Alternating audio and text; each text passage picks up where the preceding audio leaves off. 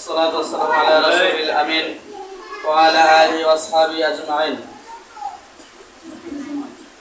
আজকের এই অভিভাবক সমাবেশে উপস্থিত আছেন অত্র প্রতিষ্ঠানের শ্রদ্ধাভাজন সভাপতি সাহেব, উপস্থিত আছেন অত্র প্রতিষ্ঠানের সম্মানিত সুপার সাহেব, উপস্থিত আছেন ম্যানেজিং কমিটির সম্মানিত সদস্যবৃন্দ, উপস্থিত শিক্ষকবৃন্দ, উপস্থিত অভিভাবকবৃন্দ এবং প্রান্তীয় শিক্ষার্থীবৃন্দ, সকলকে আবার অতিথি শুভেচ্ছা এবং সালাম। আসসালামু আলাইকুম ওয়া রাহমাতুল্লাহ।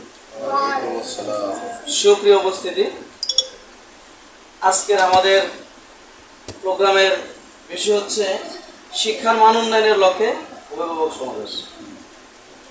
এই অভিভাবক সমাবেশের শুরুতে পবিত্র কোরআন কারীম থেকে তেলাওয়াত নিয়ে আসেন মাওলানা দেলাওয়ার হোসেন, ওনাকে কোরআন তেলাওয়াত করার অনুরোধ করছি।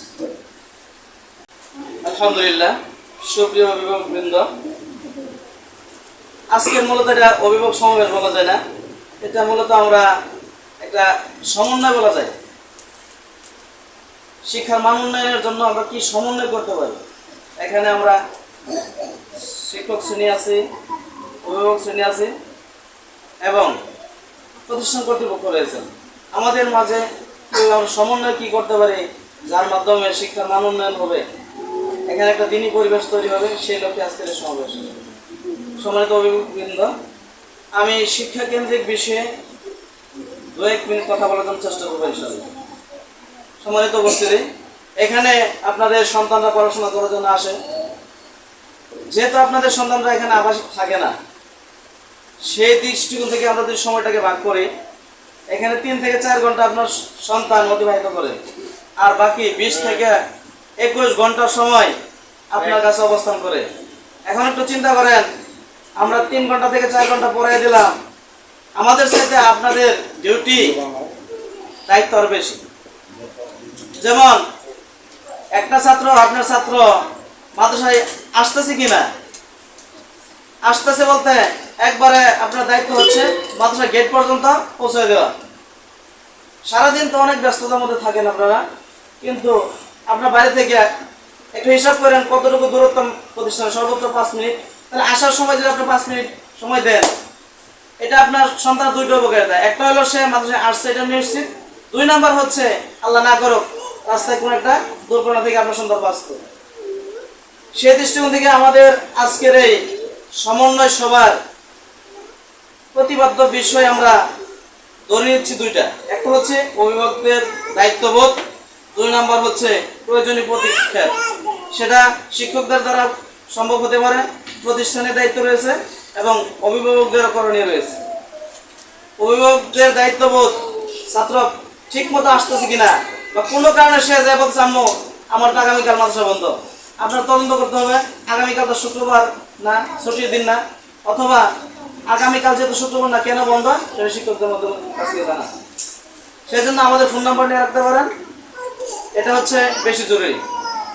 2 নাম্বার যে বিষয়টা হচ্ছে শিক্ষক নিয়মিত পড়াশোনা করাচ্ছে কিনা, অর্থাৎ পড়া দিতেছে কিনা, হাতের লেখা দিচ্ছে কিনা, বাবা আজকে তোমার কি পড়া দিছে এটা একটু জানিয়ে নেবেন।